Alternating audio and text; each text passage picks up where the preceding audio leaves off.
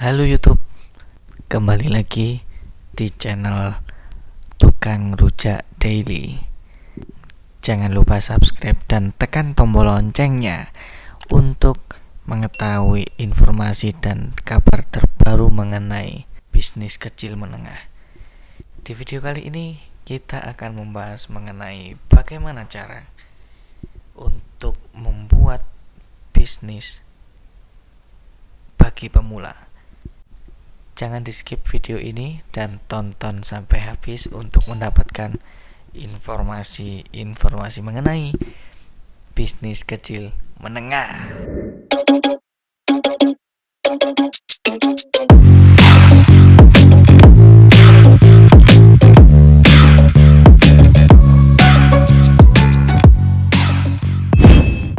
Banyak sekali di luaran sana orang-orang yang ingin memulai bisnis atau pemula yang ingin memulai bisnis seringkali bingung dalam menentukan bisnis apa yang akan dijalankan.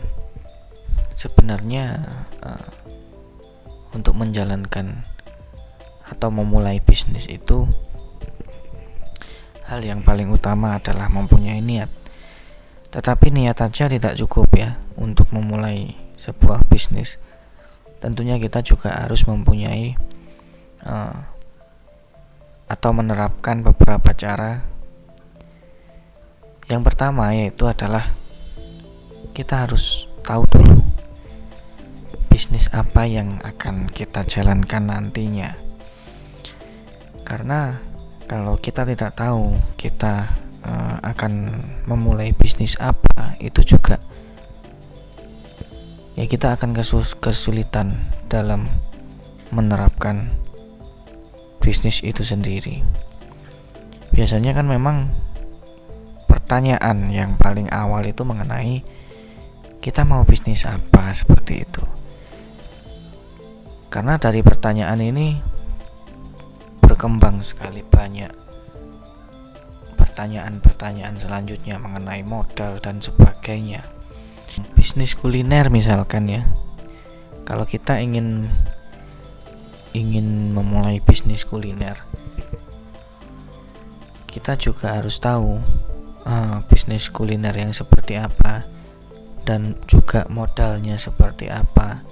Nanti juga terkait dengan teknik pemasarannya. Makanya kita harus menentukan dulu bisnis apa yang akan kita jalankan. Lebih gampangnya, agar kita bisa memulai bisnis itu tentukan dulu kesukaan kita itu apa. Misalkan kalau kita suka makan, suka kuliner, ya kita buka aja bisnis kuliner seperti itu. Karena kan kita dari hobi kita yang suka makan, hobi kita yang suka kulineran, itu kan sedikit banyak kita tahu mengenai berapa yang modal yang harus dikeluarkan, terus nanti pemasarannya seperti apa dan sebagainya. Itu kalau misalkan untuk bisnis kuliner. Jadi kita harus tahu dulu bisnis yang kita dirikan ini apakah sudah sesuai dengan passion kita, kesukaan kita apa belum. Itu yang pertama. Kemudian yang kedua, setelah kita tahu kita akan membuka bisnis apa, di bidang apa, kita tentukan visi dan misi. Visi dan misi yang seperti apa? Jadi nanti visi dan misinya ini adalah berkaitan dengan akan dibawa kemana bisnis kita ini. Seperti itu. Misalkan bisnis kuliner gitu ya kan, misinya itu kita memberikan rasa yang terbaik kepada pelanggan, kita memberikan servis yang terbaik untuk pelanggan agar mendapatkan visi yang jauh ke depan yang lebih baik lagi. Misalkan menguasai kuliner di satu kota itu sendiri. Dan itu nanti ketika kita sudah tahu visi dan misi yang akan kita terapkan pada bisnis kita, itu nanti kaitannya adalah dengan modal atau biaya. Kalau visi dan misi kita rendah atau hanya segitu-segitu aja ya, biaya atau modal yang kita keluarkan juga rendah.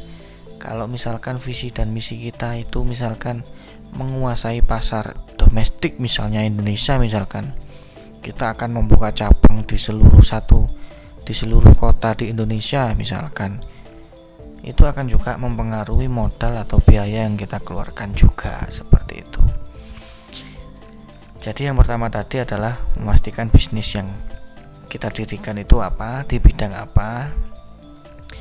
Kemudian yang kedua adalah menentukan visi dan misi yang akan kita terapkan dalam perusahaan kita.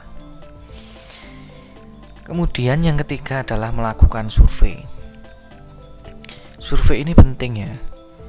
Selain kita melakukan survei mengenai kebutuhan pelanggan, mengenai permintaan pasar, survei ini kaitannya luas.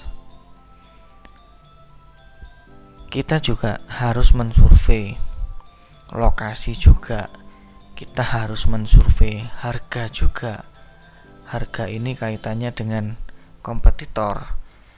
Apakah kita ini harganya di bawah kompetitor?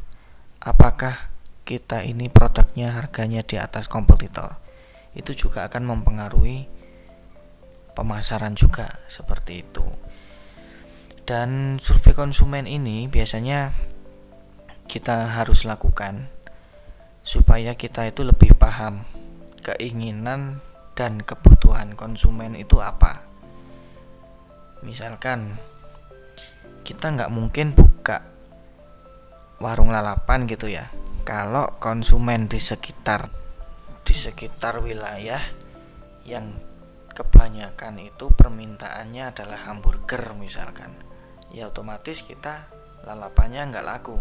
Yang paling laku adalah hamburger karena permintaan di sekitar kebanyakan adalah hamburger, seperti itu.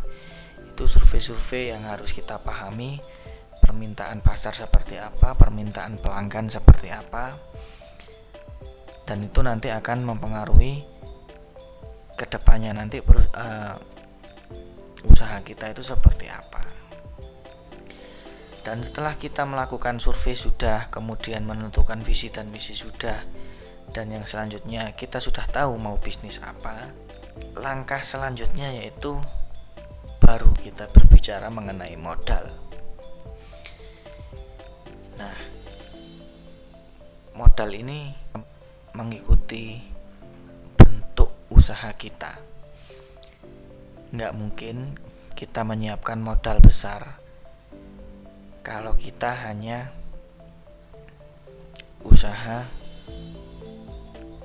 kecil gitu ya. Ya bisa saja, cuma mubadir gitu ya kan. Nggak mungkin juga kalau kita impiannya itu ingin cita-cita punya usaha besar tapi modalnya kecil, nggak nututi seperti itu.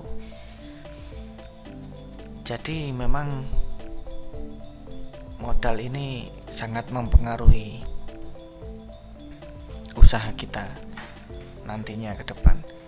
Tapi kalau saya pribadi sih, pendapat saya yang penting kita jalan dulu aja. Masalah modal belakangan, sejalan dengan kebutuhan usaha kita itu. Apakah kita ini mau ekspansi lagi atau mau membuka cabang lagi di pertengahan jalan atau gimana, atau kita ingin membesarkan cabang yang pertama itu sampai semua orang tahu dulu apa gimana, atau kita ini ingin istilahnya menerapkan program pemasaran yang besar-besaran. Nah itu kembali lagi tergantung pada kebutuhan bisnis yang akan kita jalankan, seperti itu. Kalau misalkan saya gitu ya, saya ini kan ada bisnis rujak buah gitu ya. Jadi kalau rujak buah ini kan saya sistem pemasarannya itu online.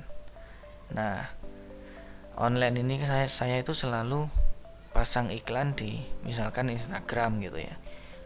Dan pasang iklan di Instagram itu kan biayanya cukup terjangkau. Jadi 20.000 satu hari. Nah, modal yang saya keluarkan yaitu cukup 20.000 itu. Ya sesuai kebutuhan sih. Kalau kita misalkan ingin pemasarannya genjot lagi, ya kita bisa taruh biaya pemasaran yang lebih tinggi lagi untuk hasil yang maksimal. Tapi kembali lagi ke kebutuhan. Kalau misalkan kita butuhnya cuma beberapa ribu saja, ya kita nggak perlu modal yang besar loh untuk menjalankan program pemasaran itu tadi. Dan setelah kita menyiapkan modal yang sesuai untuk bisnis kita, ya sudah, tunggu apa lagi? Mulailah bisnis kalian itu. Intinya jangan lama-lama lah memikirkan bagaimana caranya berbisnis. Yang penting kita ada niat, kita ada usaha. Dan menurut pendapat saya sih, pengalaman saya dan juga pengalaman teman-teman yang lain, ketika kita membuka bisnis atau jasa baru, produk baru, itu faktor yang paling utama itu adalah faktor kepepet. Jadi kalian harus menemukan faktor kepepet dalam diri kalian itu untuk memulai suatu usaha. Itu sih kuncinya. Jadi untuk para pengusaha pemula, jangan ragu, jangan bimbang, bulatkan tekad. Dan kita memang harus sedikit nekat ya. Tapi nekat itu juga harus diimbangi dengan nggak ngawur. Kebanyakan orang kan nekat itu ngawur. Nah, ini kalian kalau ingin buka usaha, nekatlah tapi yang terukur. Seperti itu. Jadi supaya kalian itu meskipun nekat itu nggak gelimpangan seperti itu, tetap harus terukur. Kalau misalkan masih ragu-ragu, mending jangan. Kalau misalkan sudah punya niatan bulat dan tekad yang kuat, ya sudah, jalan saja. Bismillah. Semoga dengan niat kita bisa memulai bisnis dengan baik. Seperti itu. Mungkin itu saja cara memulai bisnis bagi pemula. Yang penting jalan aja, lakukan aja. Nekat tapi terukur.